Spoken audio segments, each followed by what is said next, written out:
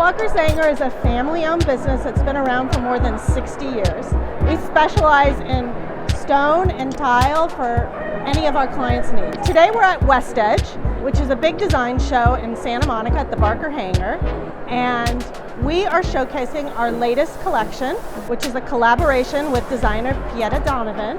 One of the interesting things about this collection is that the ceramic tiles are handmade at our factory in San Miguel de Allende. And having handmade tiles really speaks to what Walker Zanger is and what our values are and what we want to bring to the customer.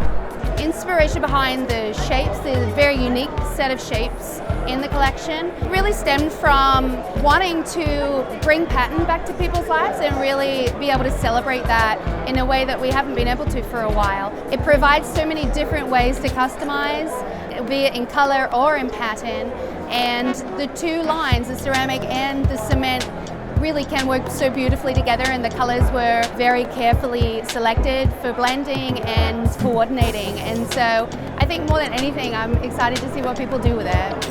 It's a terrifically exciting time for Pieta and for us because it's a collection that fills a gap in our own offerings. It's colorful, it's a little funky and fun.